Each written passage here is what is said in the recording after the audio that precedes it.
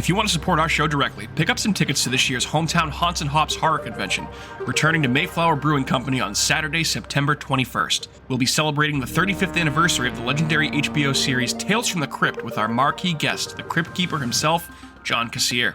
As the only horror convention on the South Shore of Massachusetts, this one-of-a-kind event promises a spine-chilling experience, blending celebrity guests, live podcasts, ghastly decor, and of course, delicious beer from Mayflower Brewing Company. If you're a fan of all things spooky, this is the place to be. Tickets are available for just $25 at inebriart.com/events. That's inebri-art.com/events. And returning to sponsor Haunts and Hops this year are our friends at Halloween New England. HalloweenNewEngland.com is the website for the truly Halloween-obsessed. With the most extensive guides to New England haunted houses, ghost tours, classic horror film screenings, jack-o'-lantern festivals, haunted hayrides, and more, they've got all the thrills covered throughout September and October. With over 2,500 Halloween events and attractions listed, HalloweenNewEngland.com is the only place you'll find absolutely everything you need to make your Halloween season epic. Now, let's get on with the show.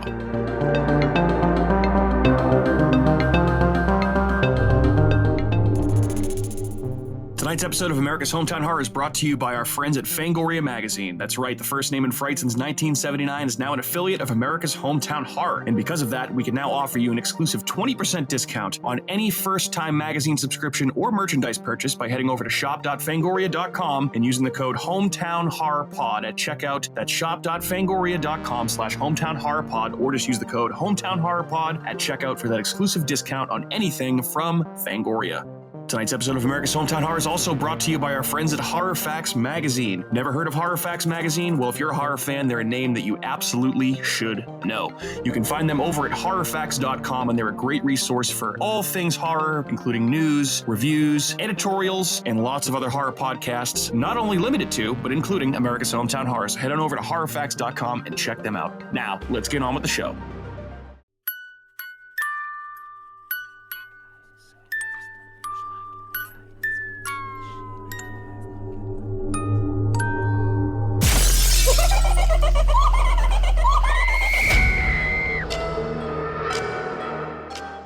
All right. Hello. Good evening. Welcome into another episode of America's Hometown Horror. My name is Mike, and I'll be your host this evening, along with a couple of my friends who I'll introduce here in just a few short moments. All my friends. All my friends. No, not all my friends. Some of my friends are here tonight, but... Some of my friends. Exactly. Anyway, here's where you can find us online if you're interested in such things. First place is our website, which is ahhpod.com. It's ahhpod.com. You can also find us on YouTube, Facebook, Twitter X, and Instagram. Just search for America's Hometown Horror, and you'll find us. You can also email us at hometownhorrorpodcast@gmail.com, and you can leave us a voicemail at 508-927-1267. That's 508-927-1267 if you'd like to have your voice heard right here on America's Hometown Horror. And I will say, folks, I'm threatening you all out there, dear listeners, if we don't get some voicemail soon, maybe I'll stop leaving that number at the top of every episode. No. But probably not. Anyway, best thing you can do for our show to help us get out to more horror fans just like yourself is give us a like or a subscribe and leave us a review, preferably a 5-star review. If you think we do a 5-star worthy job, we would certainly appreciate it, and it helps us out big time. Last but certainly not least, thank you as always to our friend Shaun O'Laughlin from Skywheel Media, who's now handling all of our audio and music production and doing a damn fine job, if I do say so myself. And if you have a podcast that you're looking to take to the next level, get in touch with us, and we'll put you in touch with Shaun and Skywheel Media. And thanks again to Shaun for hopping on last week to talk about Alien Romulus with us and the Alien franchise as a whole. That was a whole hell of a lot of fun. So thanks as always to Shaun for all the work he does on our show each and every week, but joining us last week. And I hope he had as good of a time as we did with him. And as I teased at the top of the episode here, I am joined by a couple of people here in studio with me. It's a little bit of an old school throwback episode here tonight. It's just the three amigos, the three original amigos. I'm joined by Andrew and Kat as Matt is off this week. Lady, gentleman, hello. Hello. What's going on? Not much. Catherine, welcome back. It's been a couple of weeks. Thanks. Thank you. Happy to have you back for Happy a movie to be back. for a movie that you selected this evening. My pick. Yes, and I'm looking forward to the usual banter that ensues between you and Andrew, as you guys usually do on episodes where you're here together. You're going down, Andrew. I like this movie so much. I didn't realize it was a competition. Oh, it is. Always has been. always has been. You are correct, and probably always will be between you two. But as we record here on the NFL opening kickoff night, hopefully I can hold Kat and Andrew's attention for Cat's been staring at the TV. remainder of Not this even episode. anything happening. Yeah, it's it's just the national anthem. Kat might have a bet on the over-under of time in the national anthem right now for opening kickoff. I don't think you can do that in the regular season. I thought it was I think it's only the Super Bowl you can do that. But I kid. I'm being facetious.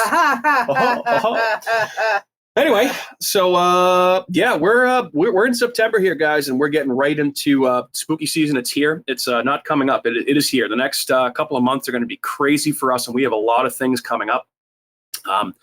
As we've mentioned before, Haunts and Hops is coming in just a couple of short weeks, and that's going to be a quite the weekend if you're a horror fan in the Plymouth area and you want to come by and check some stuff out. On Thursday, the 19th, Andrew, Matt, and I will be doing trivia leading up to the event at Mayflower Brewing Company at 7 o'clock, I believe is the time frame. Then Friday night, the 20th, will be the Haunts and Hops inaugural film festival with 2 different movie showings at 2 locations downtown. First of which will be Sour Not Sorry Brewing Company. Awesome spot. Yep, very cool spot. And you can check out Pennywise, the story of it, along with director John Campopiano, who will be on hand screening that film, along with a couple of other shorts. And the other one will be a showing of the WNUF Halloween special, and we'll be joined by director Chris LaMartina and Aurora Borealis, who is the host of Shocktail Hour, who will be doing a game show before that movie kicks off. Both going to be very fun events. And then on Saturday is the big kahuna itself, Haunts and Hops Year 2. And we will be joined by John Kassir, the legendary voice behind the Crypt Keeper from the Tales from the Crypt TV series, as this is the 35th anniversary of the show itself. So a lot going on in just a few short weeks. We also have another live show that we'll be doing in October from Barrel House Z, along with our friends at Hometown Ghost Stories, who are part of the Bloody FM podcast network on Bloody Disgusting. We'll be doing a live show with them, and I think we're going to be jumping on their show a couple weeks before that to kind of promote that event and talk with those guys. So we're really excited for that. Go check out Hometown Ghost Stories, another local Massachusetts podcast, if you're into such things. Anyway, so a lot going on, along with a whole slew of episodes that we have planned out for the next couple of months. We have everything kind of mapped out with what we're going to do. We have one haunted attraction that we're going to try to hit this year because all of our schedules are pretty goddamn hectic. Matt has a new baby at home. Kat and I are going on vacation in October, so it'll be a little bit tight, but we are doing as best we can, to get as much horror content out to you guys for spooky season. And we love it. Love spooky season. Should be a whole lot of fun, guys. Yes! It is the best time of year. Yes. Yes! Yes. Get excited! And I also I can tease. So we will be doing a live show at Haunts and Hops for the 2nd year in a row, which should be absolutely fucking awesome. It was incredible last year. And I think we can report that we're going to do a very similar topic to what we did last time, which would be a cat-led discussion, potentially with more of Cat's questions. #Cat's questions. Yeah. If you have any questions that you want Kat to ask. Yeah, definitely. I'd be open to some input. Absolutely. If anybody would like to submit a question. Yep. I would say. Or has a question for any of us. It's an open forum kind of. You can toss it in there. Yeah. I mean, hit us up on social media, send us an email, give us a call, leave us a voicemail. If you have questions that you want to ask and you're going to be there in the audience and you want to ask us a question, we'll make sure we give you credit for asking the question, and we'll do our best to give you a fun and interesting and probably somewhat vulgar answer live on hand. If you can't attend and would like a question submitted, we would do that too. Yes. Also, I'll say, if you are planning on attending our live show at Haunts and Hops, which will be in the upstairs panel room at Mayflower Brewing Company, dress lightly because it is hot as hell up there with no air conditioning. It was also like 90 degrees last year. It was insanely hot. It was unseasonably warm last year when we had Haunts and Hops the weekend of Halloween. However, we are doing it a month earlier than we did last year, so there's more of a chance. Knock on some wood that it will be like today, like nice and cool. Today's perfect. Picture perfect day today. As long as it doesn't rain, it's nice fall weather where people can be outside in the Fear Garden and check out all the cool stuff we have going on. That's all we can ask for. So, guys, what's been going on since the last time we recorded? Anybody watch anything of note they want to talk about before we? Because I don't have any news or anything since we're still recording a couple weeks behind here. Recently, I don't think I've watched anything new. Yeah. Since we last met. What did I watch? I watched the Lacey Peterson documentary on Netflix. That was pretty good. So we gave that a shot. The first episode didn't really grab us. Was it good when it got towards I mean, it was very interesting. Yeah. But it was nothing like. It was fine. Yeah. It's very sad, but Yeah. I feel like I watched something and I totally forget. I wasn't even thinking of my watch list to prepare. Crap. We finished Fallout. Yeah, that show's actually awesome. I finished that too. I forgot I Yeah. finished that. Yeah, that's definitely, I'd call it like horror adjacent for sure. There's some spooky stuff in there and a lot of cool monsters. Fallout's pretty fucking awesome. And I'm having played a couple of the video games throughout the years. I should have known that it was going to make for a cool TV show. And the team behind Westworld are doing this show, Christopher Nolan's younger brother. So it looks great. A lot of good actors in it. And Walton Goggins, my man, he is just absolutely fucking awesome in that show. Is the Ghoul. Very, very good. Yeah, he's very great actor. Yeah. Yeah, that show's dope. And I think I talked about this when we were on talking Romulus with Shaun last week, but I managed to, I was laid up for a couple of days.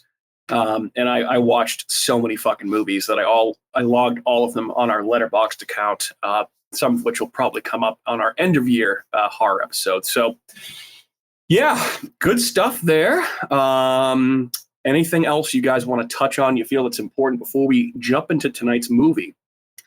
Or we lose our attention spans because it's a foosball game going on in the background. Foosball. Cat's already lost her attention. She's watching people talk with no volume. I feel like I started watching There's Only Murders in the Building. Oh, yeah. Well, that's a comedy show, though. Yeah, but it's about murder. Murder. Murder. I mean, I started watching it. I'm only a couple episodes in, but it's good so far. Yeah. Okay. All right. I don't remember. There was something else I think too. Damn. I'll think of it. I've been playing Hogwarts. Sounds horrible, but no, that's fine. Good. It's good. Yep. Well, I can say this. How about we? You know what? No, I won't do that. Oh, what was on after? So when I was watching this movie again, I was napping and watching it at the same time. I'm a very good multitasker. That's not multitasking, but that's. And while I was sleeping. And it's not a movie with Sleepy Hollow. Sleep while you sleep. Mm-hmm. Sleep while you sleep. But what came on after it? The Scissorhands? No, the barber. The barber. Sweeney Todd. Yes. Demon Barber of Fleet Street. I was watching that a little bit after because it just popped on, and I woke up to what's her face singing? Hillary Bonham Carter, right? Helena Bonham Carter. Yeah. She's singing some song about pies, whatever, and I was just like, "What?" I was like, "Wait, meat pies." Wait, Johnny Depp. I was like, "Wait, she's not." I was like, "Wait, is she?" And I was like, "No." I was like, "Wait, what am I watching?" I just woke up from my nap, wait a minute. You said wait 15 times apparently. Yeah. Yes. Wait. Yes, yeah, I did. Steamed out on the couch going. I did. Could you imagine if you actually did that? Which you actually did, which is even weirder. Vocally, though, you were actually just going, wait, huh? I was just looking at TV I don't think this is the right movie. But it makes sense, though. Johnny Depp movie after Johnny Depp movie after, another Tim Burton movie. Tim Burton, Johnny Depp movies, yeah. I get it. I feel it. Okay. Cool story. Yeah, that's Very what's cool. been up with me. Napping. movies. Hogwarts. Yeah. Okay. Cool. All right. Well, if that is all we have. What were you going to do? No, I was going to announce what we were going to do over the next couple of months, but I feel like should we do that or should we say, why don't we say that? Because what if it changes? What if it changes? Then people are going to be very disappointed. It's all very fluid. Yeah. Well, it'll be good stuff. I can tell you that. Should be fun. Hopefully you guys enjoy it. Good, great, wonderful. Wonderful. All right. Why don't we delve into our movie? So no news. No, we haven't been doing news because Dang.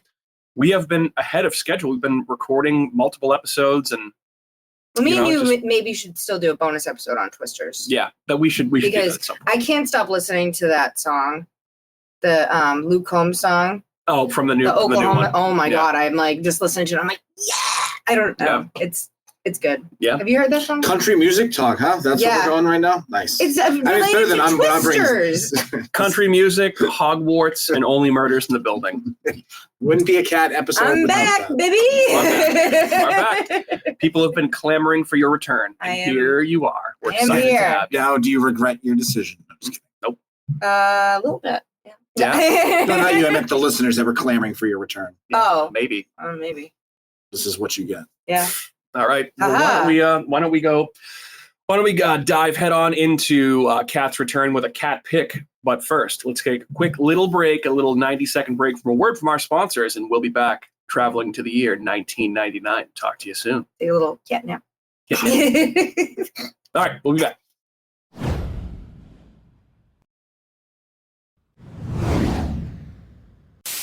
It's official. The critics' decision is in. Spooky World is spooktacular. Enter the new black hole. If you dare. Or the new horror House of Wax. This year, don't miss the real Jason, Bobby Pickett, or Alice Cooper. Phone the 24-hour Spooky World hotline. 508-838-0200. That's 508-838-0200. Spooky World is just west of Boston and haunts every night from October 1st till November 1st. If you had the nerve, you'd phone 508-838-0200. It's America's horror theme park. Spooky World. Sleepy Clovers. Alive! It's alive! It's alive! The new face of evil is going to scare you to death. Barrett's Haunted Mansion. It's a killer this year. Then be next door to the Abington Ale House. Barrett's Haunted Mansion. Eat, drink, and be scary. Go to bhmansion.com. All right, we're back, baby. Nice little catnap. Nice little catnap. Hope you enjoyed your catnap. But all right, let's travel back in the time machine to the year 1999. I feel like a year that has been talked about a lot lately. The turn of the millennium. A lot of people having nostalgia for the 90s at this point in time. I feel like for a long while, the last few years, there was a lot of 80s throwback nostalgia, and I feel like the 90s nostalgia is starting to come back with Yellow Jackets and other things like that. And 1999, big year in my life. And the 1999 film we're going to be talking about tonight, which of course is a cat selection, is Sleepy Hollow. So Sleepy Hollow, by the way, is a 1999 gothic supernatural horror film directed by Tim Burton. It is a film adaptation loosely, very, very loosely, based on Washington Irving's 1820 short story, The Legend of Sleepy Hollow, and stars Johnny Depp, Christina Ricci with Miranda Richardson, Michael Gambon, Casper Van Dien, Christopher Lee, Jeffrey Jones, and Christopher Walken in supporting roles. I love him. Yeah, Christopher Walken. Hey, more cowbell. That was a terrible Christopher Walken, but that's okay. That was awful. Yeah, it was terrible. That was horrendous. It was quite bad. Quite bad.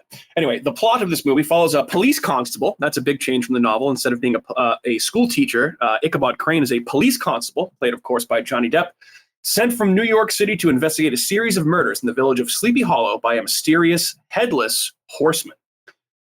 This was a huge success at the box office, made over $207 million at the box office worldwide against an estimated budget of between $70 to $100 million. And this is available on Amazon Prime Video if you have a subscription right now to watch. So, Catherine, I kick it to you, my friend. Sleepy Hollow. Definitely, I would consider it to be an essential watch every year around Halloween time. Not essential, but I'd say essential is very good way to kick off Halloween season. Obviously, a movie that you enjoy. I've watched it with you several times. Talk to us about Sleepy Hollow. So when the guys asked me to do a pick, I wanted to think a little bit. It's not really outside of the box for me because I feel like I'm a big Tim Burton fan, and like whenever I talk about drafts or directors or whatever, I'm usually throwing a Tim Burton movie in there somewhere. You are the resident Tim Burton fan on this podcast. Mm-hmm. Yeah, for sure. And I don't know how it even came up, but I was just kind of popped into my head and I was like, have we done this movie yet? Because it feels like one that we should have done already. I think we've talked about it. We talked about it. I think maybe in a draft I might have. We've certainly talked about it in drafts. Yeah. But we just haven't done an episode on it. Yeah. Nope, never devoted a full episode to Sleepy Hollow. I was kind of surprised. I've loved this movie since I was a kid when it came out. In what, 2002? 1999? 99. I'm like, I don't When remember. the hosts aren't listening. I forgot. No, he only said it 12 seconds ago. Yeah, I know. 12 seconds. I'm like, I'm multitasking. I'm watching TV. You keep saying multitasking. I don't think you realize that multitasking involves doing two things well, not doing one thing and completely ignoring the other thing that you're doing. I'm distracted. Yes. Remember when I said let's hop in our time machine and go back to the year 1999? I definitely was not listening to that. No, I figured you weren't. That's okay. But I feel like this is one of those movies when you're younger. you put it on, even on like, I remember watching this, and we used to watch all these scary movies in the summertime on rainy days when I was in Marshfield in the summer with like a few of my friends that live in the neighborhood. Like, we'd be like, what are we doing on a rainy day? All right, whose house are we going over to? Let's get like a bunch of junk food and sit and watch like scary movies. Like, that was one of the ones that we watched. Yep. It was really popular, right? Oh, yeah. Like, it was like pretty popular at its time. And Johnny Depp was like just breaking out as like a really, really good actor. Yeah. Well, this was in his prime. This was one of his. So I was just looking that up. So Johnny Depp, obviously, gone through a little bit of turmoil in recent years, especially with that whole trial against his ex-wife, Amber Heard. Certainly seems like neither of them are really great people, but public opinion is kind of swayed back towards him at this point, which I don't really know how I feel about the whole situation. I don't know if I know enough about it. I didn't watch. I should watch the Netflix thing just to know what. Well, that's probably even skewed too. I mean, unless you were like, it doesn't really. It's whatever. I don't really give a fuck about that stuff. If it's like, as long as it's not egregious, it's more like I separate. I just separate. Like, they're probably a piece of shit, right? But I'm talking about them as an actor. I don't give a fuck about the other stuff as long as they're not the worst. Exactly. You know what I mean? Like, you gotta be able to separate. But I do remember when the not trial, like Jeffrey Jones. That's a different. That's a different piece of shit. But I do remember when the trial was going on, like some of the ridiculous things that were said. Mm-hmm. That would be the only reason I'd want to watch it on Netflix, was because I'd want to see like just see the whole thing through and just binge it like a couple days. It certainly seems like he's not the best guy, but she's also psychotic as well. Oh, yeah. The one thing I do remember is that she took a shit in his bed. I do remember that. Oh, yeah. There was absolute insanity. Insanity. So long way of coming back to, right. I think this is kind of, so obviously like early, like, you know, Johnny Depp was a heartthrob in the 80s. He was in Nightmare on Elm Street, a bunch of other movies. But this was still before he started getting dressed up too. Like, right. So I was going to say, so this movie came out in 99. Like, listen to this run for Johnny Depp. Okay. 97, Donnie Brasco. 98, Fear and Loathing in Las Vegas. 99, The Ninth Gate. 99, The Astronaut's Wife. 99, Sleepy Hollow.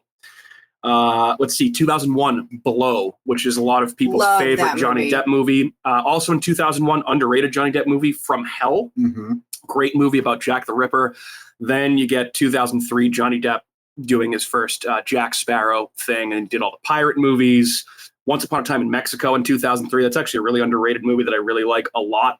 Secret Window, 2004. So this is kind of like... This is his prime, I feel like. Yeah, and then he got nominated for Academy Award for Finding Neverland in 2004.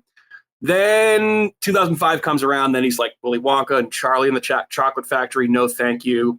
Does 3 more Pirates movies. Then he does Sweeney Todd in 2007. Mm-hmm. Public Enemies, 2009. So when's Alice in Wonderland? After that. Yeah. I'm like, he keeps going more and more and more and more. He's done a lot of collaborations with Tim Burton, this obviously being one of them. Go ahead. What was he in recently? That he dressed up crazy, but like a normal person, but doesn't look like him? Johnny Depp? Yeah.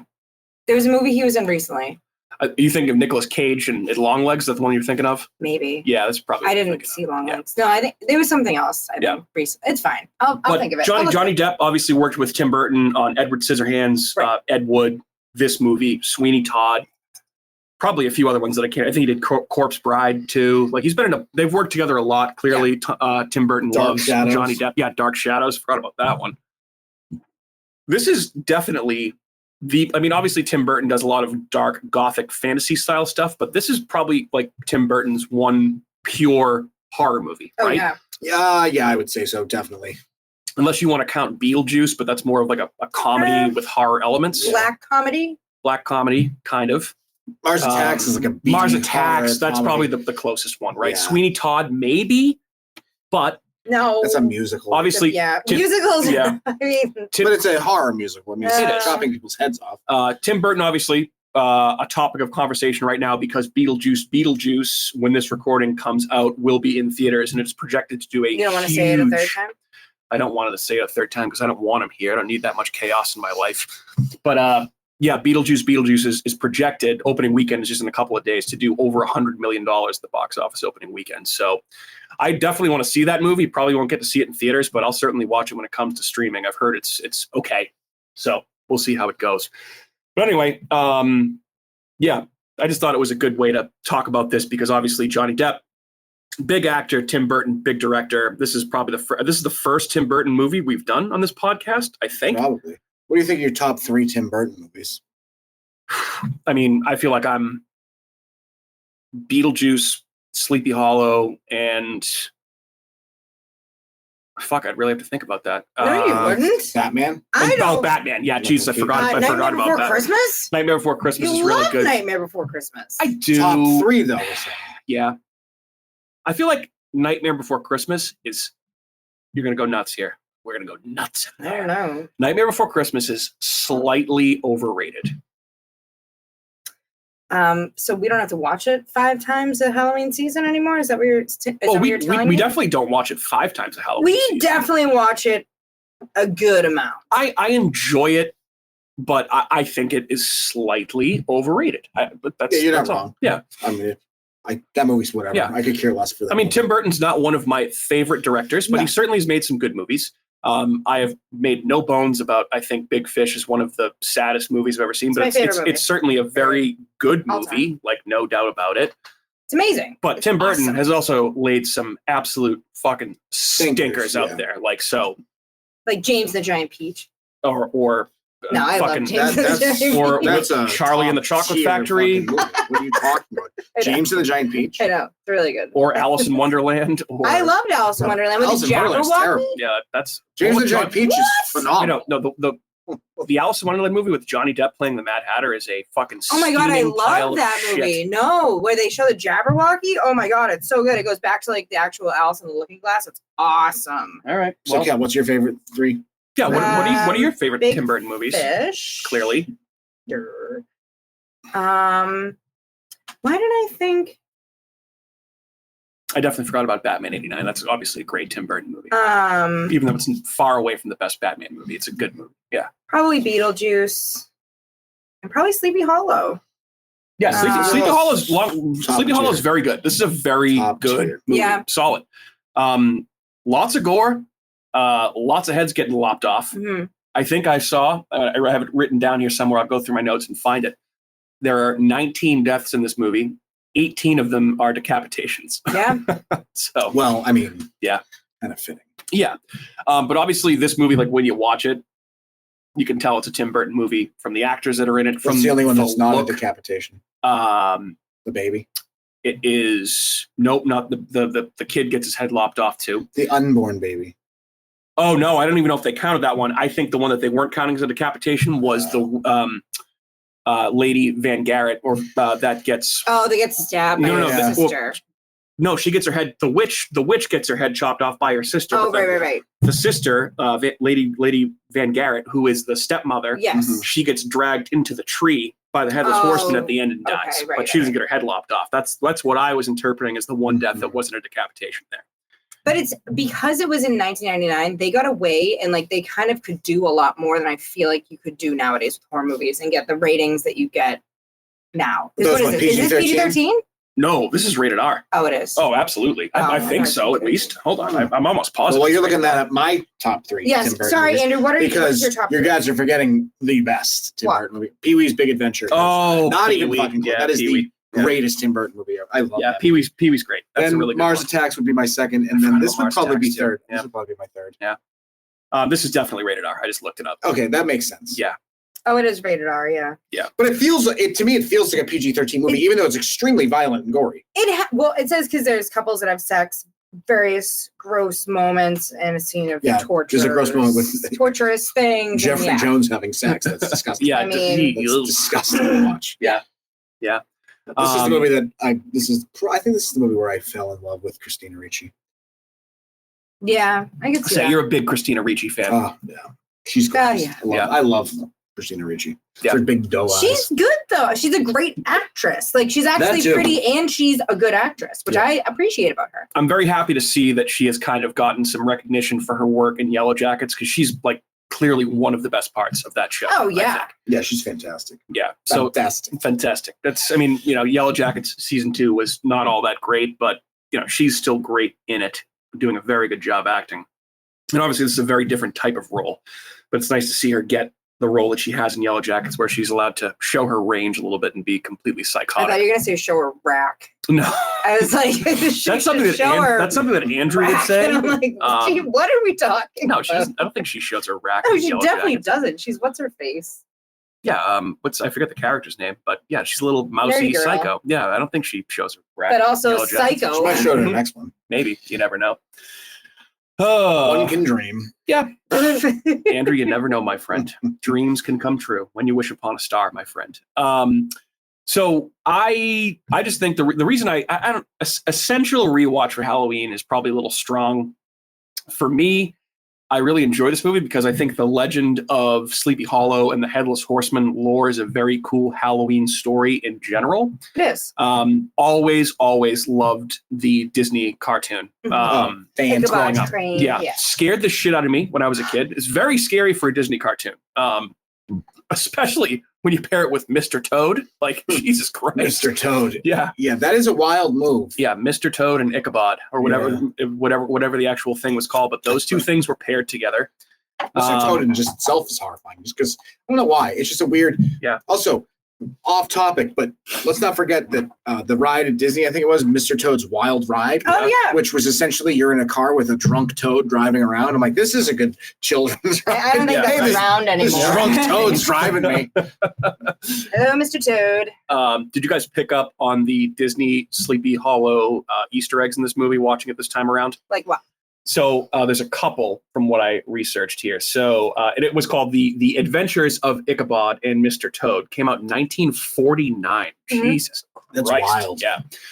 So basically, when Johnny Depp is crossing that covered bridge and he hears the frogs croaking Ichabod, Ichabod. Oh yeah, Yep, that's in the cartoon. too. Yeah. That's what I'm saying. These are the connections to the cartoon.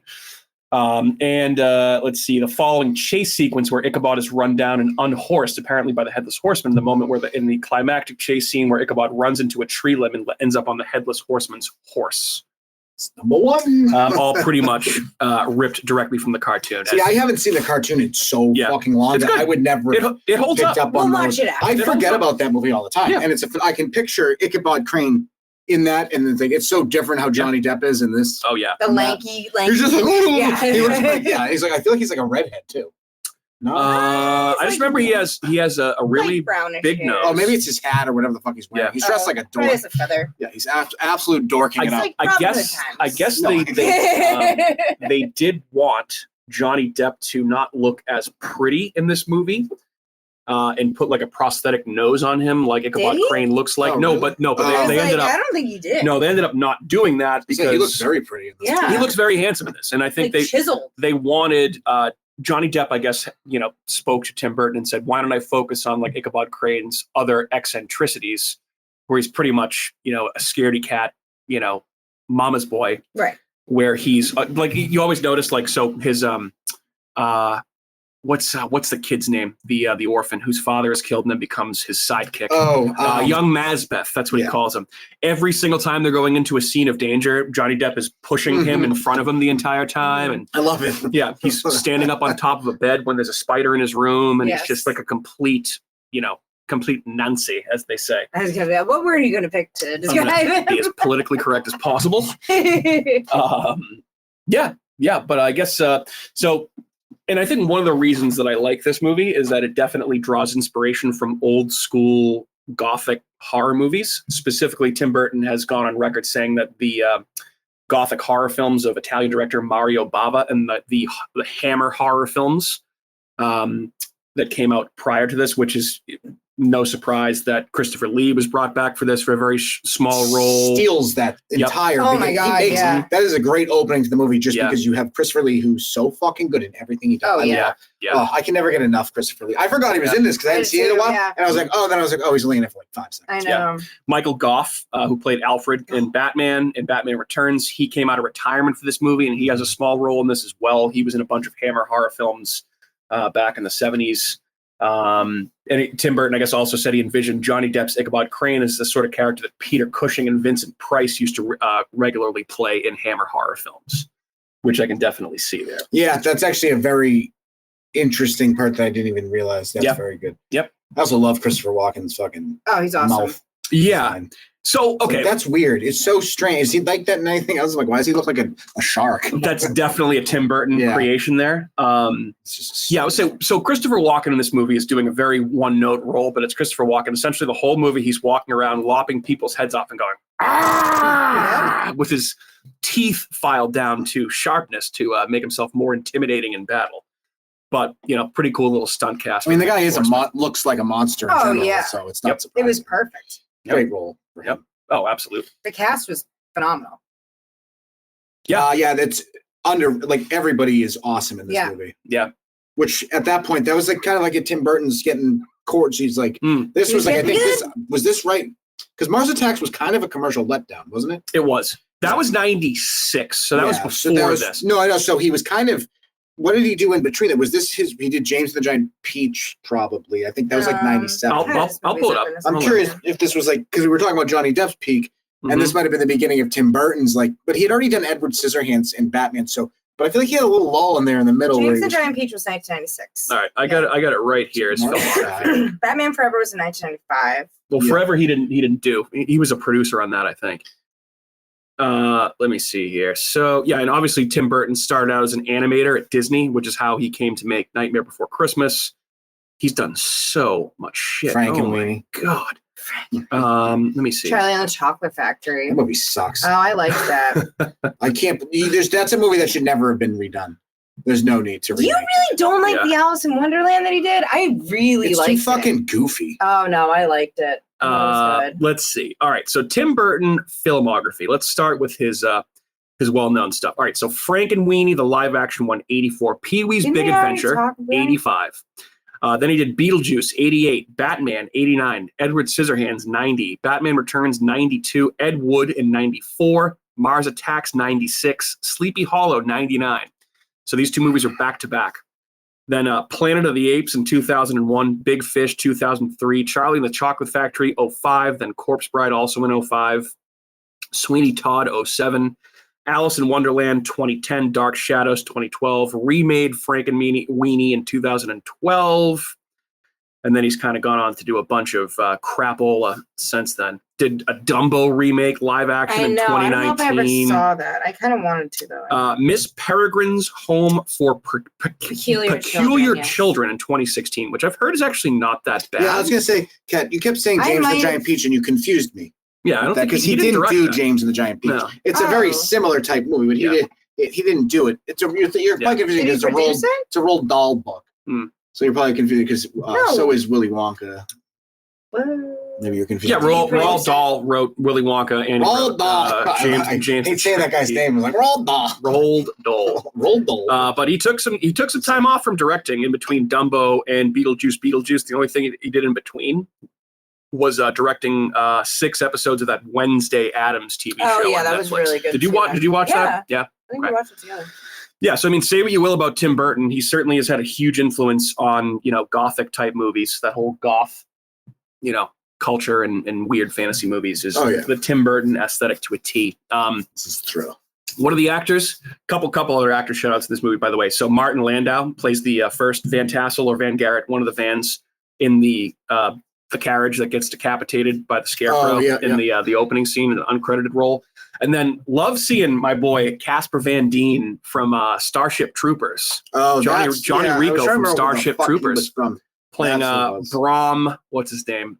Brom something. Brom Beefcake is pretty much what he should be called. Brom Beefcake. Yeah, he might as well have been like the guy from what was it? Sleeping Beauty. Fucking. Are you thinking about Gaston from Beauty and the Beast? Beauty and the Beast. He's pretty much Gaston from Beauty and the Beast. Yeah. Did I send you that TikTok? It was like these two figurines, and it was Gaston, and then it was. There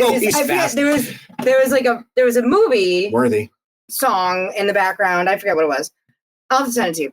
Long story longer. It was Gaston figurine, and then it was a Barbie, but with Jafar's head.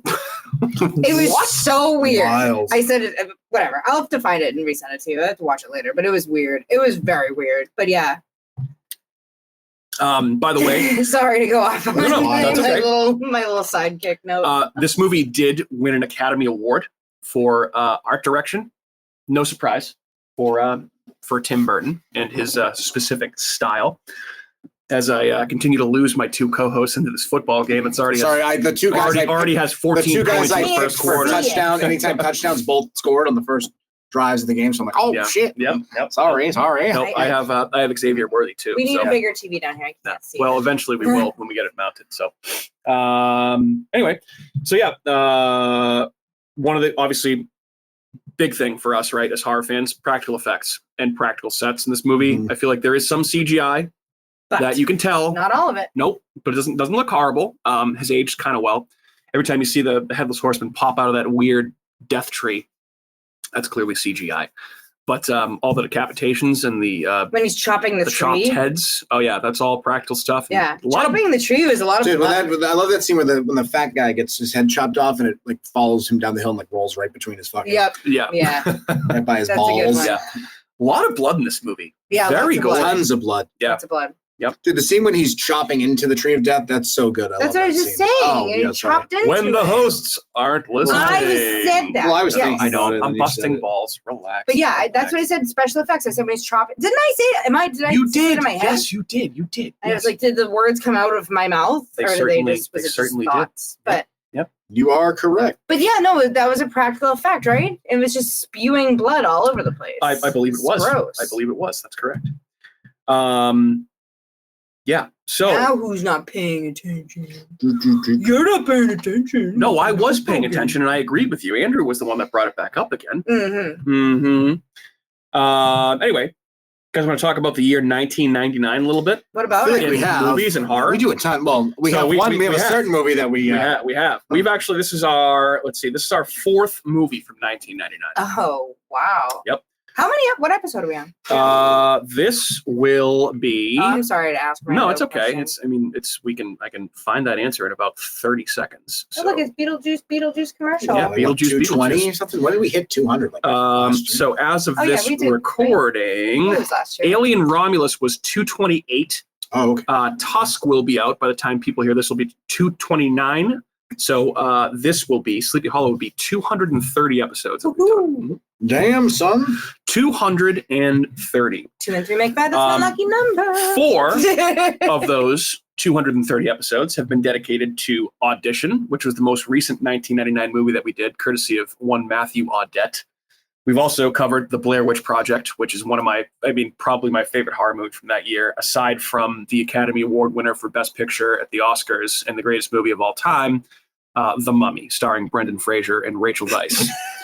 So these are our four 1999 horror movies. So I will say it never gets old when you do the whole spiel. No, it doesn't. It's my shtick, and I'm going to continue to do it all the time. I actually enjoy your shtick when you do that. That's nice of you to say. I really appreciate that. Nice. But 1999, not a bad year in movies in general, but maybe a little top heavy with those four for horror. Another Johnny Depp 99 horror movie, The Astronaut's Wife. That's the one where he is a spaceman that comes back possessed by an alien and impregnates Charlize Theron, his wife. And, I love her. I don't think I've seen that movie. No, never. That's what that movie's about. Yeah. It's a wild premise for a movie. I see the name The Astronaut's Wife. I'm like, this is some sappy love story. Another underrated 99 horror movie with our boy Denzel Washington, The Bone Collector. Okay. Pretty good movie.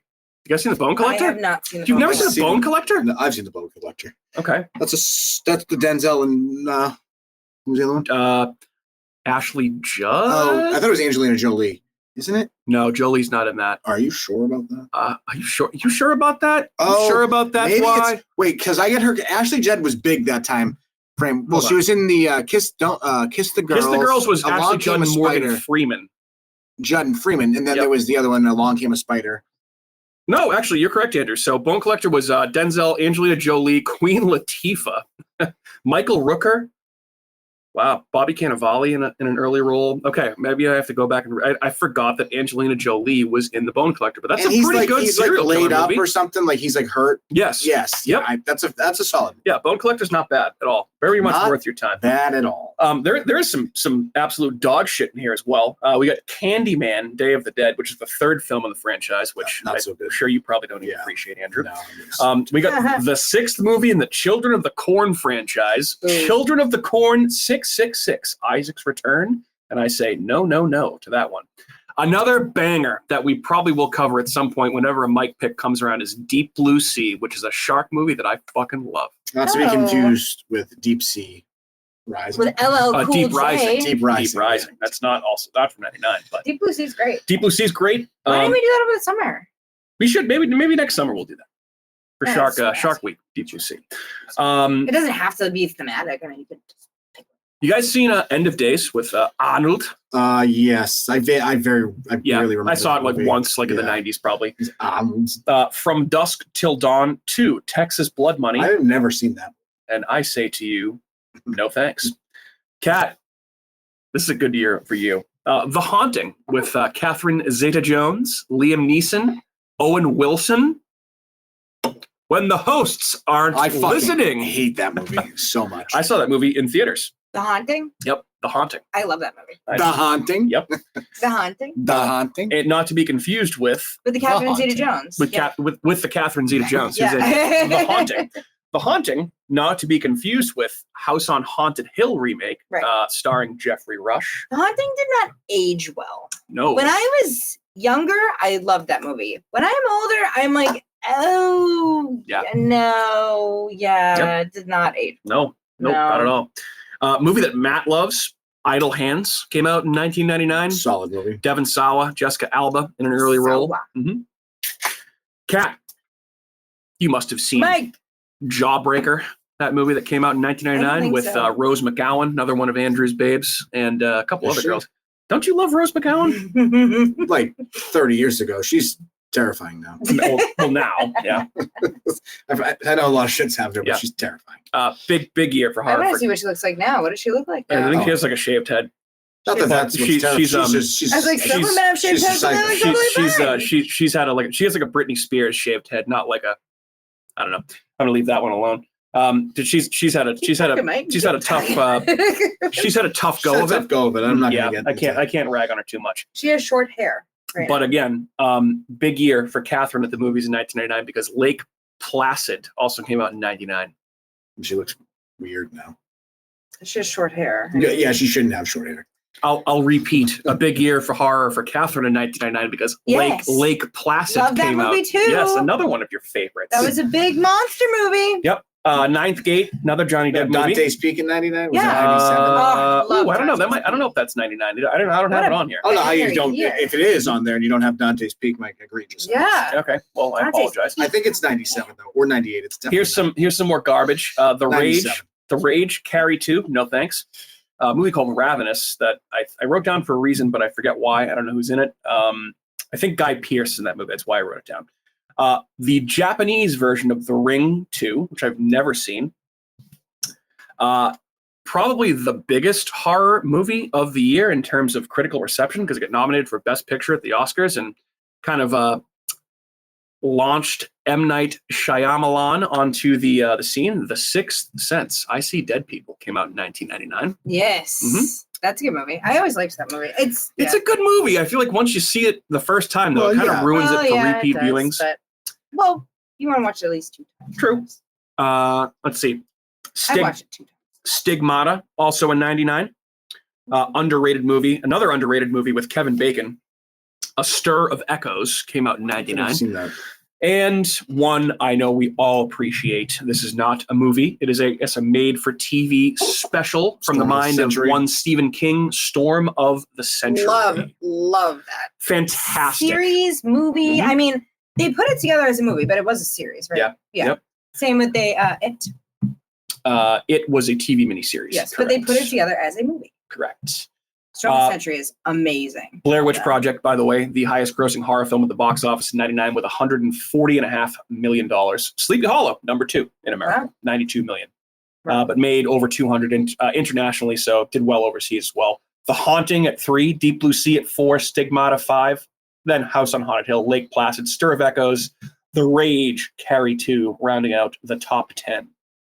Or actually, the top 9. The 10th one was The Faculty, movie that I really liked, but came out in 98, but still made a bunch of money in 1999 for whatever reason. So must have came out late.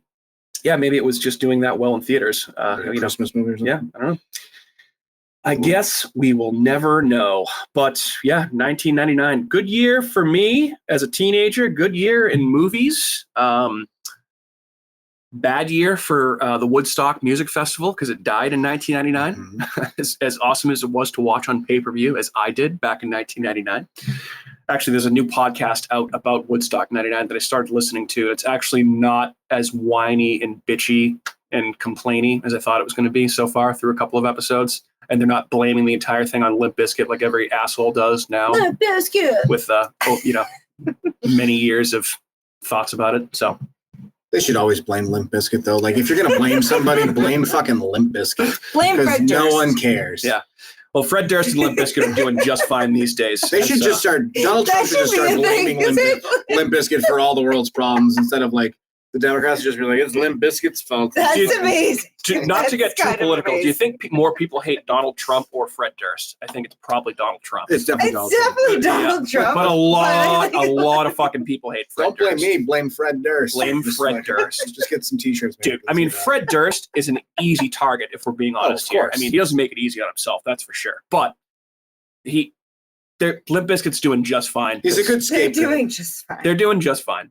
Still as controversial as they ever were, and they're just as popular. I saw Limp Bizkit a few weeks ago in Mansfield, and the place was fucking banged out, sold out show, and everybody was losing their minds. Oh, yeah. I can only imagine the demographic at that show. I felt like I was in Florida, I'm not going to lie, but it was definitely fun. It was a fun atmosphere. I mean, it's crazy push pits. Definitely. Well, I mean, I had seats, so I wasn't in the pit or on the lawn, so I couldn't really tell you. Because I forgot Limp Bizkit fans have aged. And yeah, now they've required covered seats. Well, Fred Durst has like white hair. Is it white now? Yeah. Yeah, he's definitely gray up top and with a big white beard. Yeah, he looks like Santa. He kind of looks like Santa Claus. Yeah, Sandy Claus. Yeah. Fuck you, Sandy Claus. Fred Durst can't look like Santa Claus. Yeah. Yeah, so Limp Bizkit, I think, is doing just fine. Probably trying to capitalize on all the hate they're getting, and people are still going to pay money to see the Limp Claus. Yeah, so good for Limp Bizkit. Wait, he looks like this. I mean, that's one of his looks. I mean, yeah. Stop it. That's what he looks like. That's Fred Durst with an afro, no. white afro. That's him trying to turn into like Jerry Garcia. Yeah. He didn't look like that. He didn't look like that. Yeah, he didn't look like that. I would prefer it if he did look like that. Right, I don't think people would scapegoat him. No. If he people just feel bad for him. Yeah, they'd be like, "Who's this homeless guy?" That was pretty much what he looked like. Yeah, yeah. He had a bucket hat with sunglasses on and the big white beard. The bucket hat is probably why everyone hates him. Dude, who wears? I remember. So I do remember, like when and he looked like this. Everyone remembers when he looked like that. Yeah. So actually, you know what, Fred Durst. Speaking of which, one of the movies I did watch over the last couple of weeks was I saw the TV Glow, which was okay, not great. I know a lot of people love it. Fred Durst is in it, playing the main character's dad. He's in it for about 5 minutes and has like maybe one line. Mm-hmm. But he has done some acting in a few horror movies. But what was I just going to say about other than that? I don't know. I lost my train of thought. How you're going to buy a bucket hat? Oh, that's what the bucket hats. That's what we're talking about. So I do remember like when Limp Bizkit released Faith, the George Michael cover. So that would have been like $3 Bill Y'all was 97. So I was like 11, almost 12 years old at that point. And when Significant Other came out and Nookie and Break Stuff, that's when Limp Bizkit was like probably at their peak. And he was always wearing bucket hats. And I remember like going to pool parties in high school in the summer and there were so many of my friends that bought bucket hats because Fred Durst had them. And that was one trend that I never caved to was the bucket hat trend. Doesn't fucking Opie wear a bucket hat? Or like fucking like someone from like who's Opie? For like that stupid the Opie and like from the 1960s, like those stupid shows with not Andy Griffith. What? Was it Andy Griffith? Was he Opie? I have no idea what you're talking about. Opie is. Opie who? Opie. Who is he? Oh no, Ron Howard played Opie. Okay. Yeah, you might be a little out of range here. You're on your depth, man. You're not making much sense. You're right. Like everybody knows who Opie is. I don't know who Opie is. Maybe if Matt was here, maybe Matt would know who Opie was. Well, Shall we bring it back to? Shall we bring it back? You figure out Opie and your invisible. Oh, he was Opie Taylor on the Andy Griffith show. Oh, okay. See. Oh, okay. Like in Andy Griffith wore a fucking bucket hat. Okay. Or whoever was, what was his name? Like, oh, Don Knotts fucking. Okay. There's so many options. So why that? That's why my whole thing with bucket hats, like, why the fuck are you wearing a bucket hat? Stop it. That's why. I think I want a bucket hat. If I ever see, you should get a bucket hat because I think then I would look good in a bucket hat.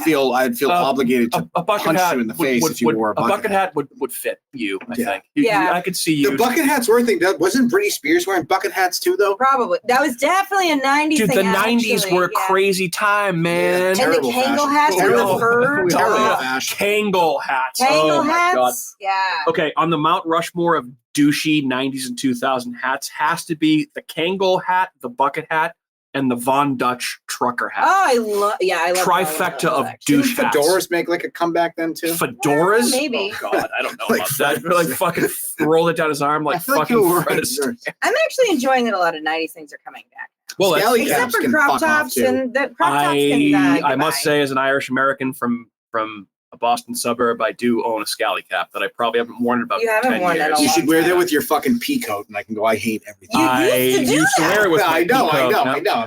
That's a very Boston. When I lived, when I lived in Quincy, kid, and I had fucking a bucket hat. Oh no, I had a scally cap and my pea coat, dude. Fucking in my I just hate fashion. This is my Celtic cross necklace, dude. So. Yeah. Well, after a while, like this guy's wearing a bomber jacket. I'm like, fucking bomber jackets. Oh, bomber jackets are in right now. No, I have bomber jackets. So yeah. So I wait, you have joggers too. You should wear a track jacket with your track jackets aren't a thing now. Track jackets should be brought back. Dude, I used to have a Nintendo track jacket. Big track jacket. Thing was sick. Big track jacket. Not a hot topic. Yeah, it's pretty awesome. Yeah. Wow. I used to be a douche. I'm still a douche, but just in a different way. You can wear track jackets. I used to be a piece of shit. You should wear track jackets. Well, if they start making track jackets again, did you get rid of all? You can get them on Temu. My Quicksilver track jackets from the 2010s. Yeah, I don't own them anymore. I have no idea where the fuck they are. No, maybe 2010s actually. I have one track jacket in my closet upstairs, and it's a 47 brand Celtics track jacket that I used to rock with my scally cap when I lived in Quincy. Which you should. You should bring that back. Yeah. You should bring it back this season. I will. Maybe I'll just be fall. You should start. Maybe I will. Maybe I won't come hang. He's gonna be like, goodbye, guys. Who are you? Seen in public with you now. Yeah, right. My name's not Andrew. Go away. Who are you? Our friendship's over. I don't know this person. Unless you're wearing a hat that says Plymouth on it and you're from Plymouth, I don't want to fucking talk to you. Mike's. Wait a minute. I am wearing.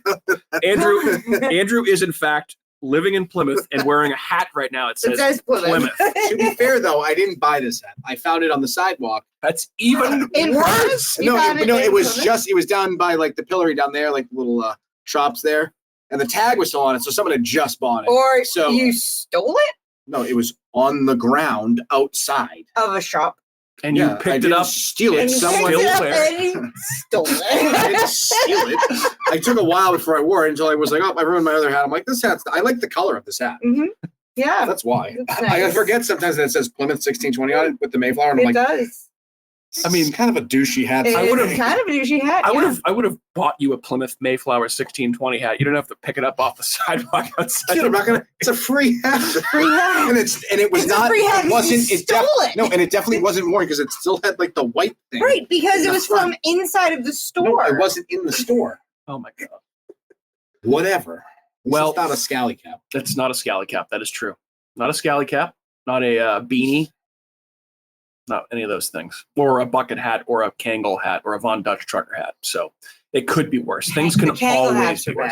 Kangol hats, dude, the fuzzy Kangol hats, like they were fuzzy. They were like fuzzy. I don't even know how to describe them, but they were just obnoxious. I think I know the hats you're talking about now. Oh yeah, dude, they're the people wore like they're technically thinking they looked awesome. Types of scally caps and bucket hats. They were. It's like a combination. Yeah. I mean, gross. I'll find it. They were like furry. Fedora with the flaps in the back. Yeah, it has the safari flaps in the back. These stupid furry hats. Oh, yeah, it's a furry bucket hat. I don't think they're back. Stroke the furry wall. There's one right there. Stroke the furry hat. $40. Cat's like, I'm going to buy this now. I have to intervene here. We are fucking rambling here. Do we have any final thoughts on Sleepy Hollow, Catherine, the movie that you selected? As we have made it almost an hour with a football game on here. We're talking about fashion. We're talking about fashion. We're talking all things 90s right now. 90s. I mean, it's fine. I mean, there's not really a lot of depth to this movie to talk about. No, it's a very fun movie with very good acting, good story to build upon. Yeah. Good jump easy start. watch. Good, like it's like you said, it's rated R, but I feel like you could watch this with like a 12-year-old or whatever. I mean, 10-year-olds. probably. It's not like you're watching fucking Hellraiser. No. Every kid has to have their first R-rated horror movie at some point, and this is not a horrible choice to do something like that with. If you have a horror fan that's looking for something that has a little bit of an edge to it, but nothing too crazy. I mean, it's just people's heads getting chopped off. I mean, heads get chopped off all the time. Pets' heads are falling off. Pets' heads have fallen off. Yeah. I mean, if you lived in France during the Revolution, there were a lot of heads that got lopped off via the guillotine. So, cool. Yeah, I agree. I think this is a very good watch to kick off Halloween season or in the middle of Halloween season. It definitely gives you the spooky Halloween vibes. And it's just a really cool, classic American story, The Legend of Sleepy Hollow. And this is an interesting take on it that, obviously has the Headless Horseman. The Headless Horseman looks great. Has a very good-looking aesthetic to it with good sets, and I think the added element of witchcraft is a cool angle to throw into this movie to make the story a little bit more interesting and flesh it out a little bit. Yeah, the scene where he visits her sister in the in the little. It's very Disney. It's like very like noise. Snow Whitey. Snow Whitey. Yeah. Okay. Well, thanks for having me on this episode. That's my final. Good. I hope you had fun talking about 90s fashion and scally caps and Sleepy Hollow for a little bit. Beautiful. It was fun. Excellent. Yeah. All right. Thanks for my pick. Well, dear listeners, we'll let you off the hook here with a little bit of a shorter listen because I know Alien Romulus ran very, very long, mostly because Matt, Andrew, and I started imbibing several hours before we started recording. I think Shaun came on and was just like, "Ooh, God, Jesus, guys." Yeah, I need like a big glass of bourbon before you get on here sometimes, right? Yep. Exactly. So, all right. Well, happy spooky season to you, dear listeners. Oh, Spooky Hound Dog. The Spooky Hound Dog is here for he's just come down for a big stretch. All right, so come back throughout spooky season for more spooky stuff from us. We'll have all kinds of fun topics to discuss with you. As we alluded to earlier in the episode, Matt will be back eventually at some point, probably next episode. And Kat will be back throughout October as well as we talk about all kinds of fun stuff.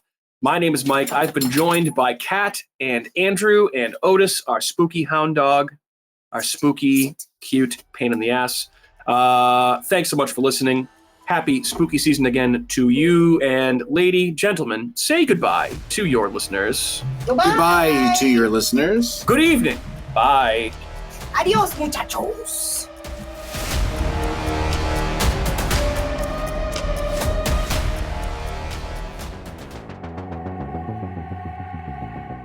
Hey everyone, it's Mike from America's Hometown Horror, and I want to say thanks again for listening to another episode of our show. If you're interested in more local Plymouth podcasts, I'd highly recommend you check out the shows from our friends over on the Inebriart Podcast Network. In addition to America's Hometown Horror, you can find shows from Inebriart, the Old Colony Cast, Bar Talk, Theme Park Legends, and Retro Redoctopus, so head on over and give them a listen.